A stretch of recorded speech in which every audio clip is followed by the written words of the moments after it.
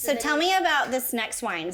So this is my 3 Moons. Well, and also your inspiration for the varietals. Like, how did you kind of... Well, Daniel Moon has been making his Estate Reserve Cabernet Sauvignon for over 10 years. Since 2009 was our first vintage. Mm-hmm. And so I was like, I want to make wine too. You know, he was having all the fun. We'd go to Napa. He was the one doing all the blending and tasting and stuff. And I was like, I want to make wine too. Right. So then I wanted to make one white wine and one red wine. And for the red, I was thinking, should we do like a Pinot Noir? Right. Or should we do like a red blend? And so we went drinking at a lot of different wineries. You know, that's the only way you can make good wine is by drinking. We called it research. Okay. So I researched a lot and drink a lot of red wine. Yeah. And I figured out that what I like are the red blends because I think they're a little bit softer. They're softer. They're not, well, his cab was like punch you in the face. Yeah, but he likes that. He likes being punched in the face. Well, if you like a big bold cab, then there's nothing. That's a Napa cab is the cab. And I like something like a little softer. And then the Pinots that I was tasting like weren't enough. Yeah. And then some of them tasted smoky. I'm not a big Pinot fan, actually. I'm not either. Blend is so easy to drink. It's like if you, like soft, you just blend. like, you know, yeah. It just kind of, it's a, like, every time I think about a blend, I think about whenever you're in Europe or Italy. It's and like you're a just Bordeaux drinking this amazing table wine. And you're thinking, my goodness gracious, this is the best thing I've ever had. And it's just so easy to drink. And that's what I see in Napa or California blends. Yes, exactly. It's a little bit more expensive than table wine, though. Yes, it is. But, I mean, cheers. Cheers. But I do think, oh, it's lovely. It's really so good. I mean, it really is. It's just something that you can easily drink with almost any dish. That's true. Like, we have snacks back here. I will say for the big Cab Sauv, when I drink it by itself, I'm like, I need some crackers or some cheese or... Right, something to kind of cushion it, because it's so much taste. There's so much tannin. Yeah. Which is good. Yes, but I'm sorry, my dog. No, I love it. I would just as soon. Our household is alive. No, my household is alive too. I love it. I love it. Hi, boo boo. We live here. We don't just like. I love it. I love the kids coming in this space, the dogs coming in this space, because that is life. It's life, right? And I don't like it when people try to pretend like, everything's perfect. Every little hair, every little blemish is covered or Photoshop. Right. And I'm like, no, this is life. Like, dogs walk in when we're trying to do wine tasting.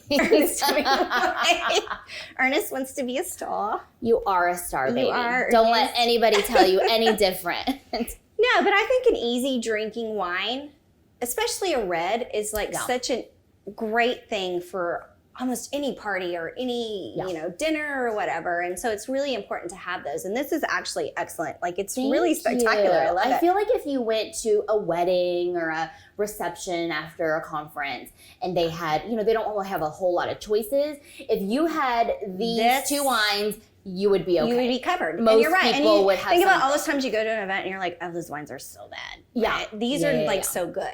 Yeah. Well, I'm so glad that you think that. Yeah. We did work really hard on these wines. Yeah. This one we blended. It's like 5 different varietals. It's Cab Franc, Petit Verdot, a little Syrah, Merlot, and Cab Sauv. Oh. In percentages that add up to 100.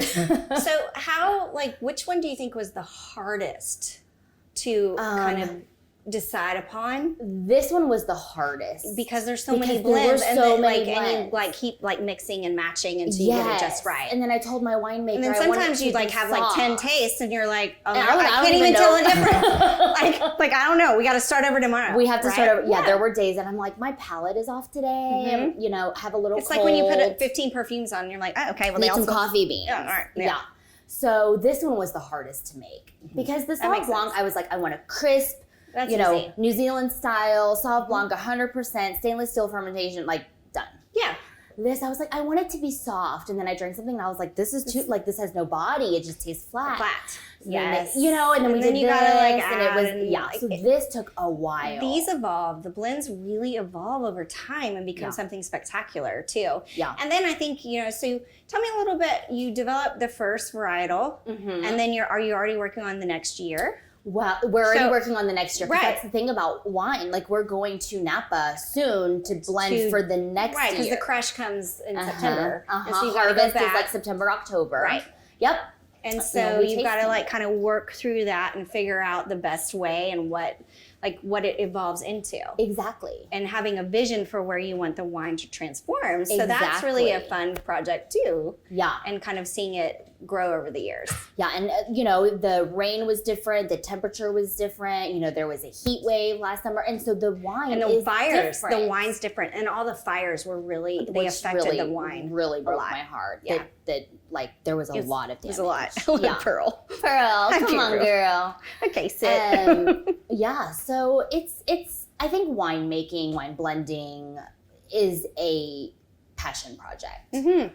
I don't think anyone goes into wine, at least not that I know, to make money. Oh, I'm gonna make so much money with this wine. Like you kind of lose money. You lose money. But it's like a passion thing where you developed a brand and a palate that you love over time, which I think is such a great thing about it. It's like cultivating a child, almost, right? But not quite as expensive as a child, but almost. Well, it might be. I don't know. Yeah. So I'm so glad you like this one. Lovely.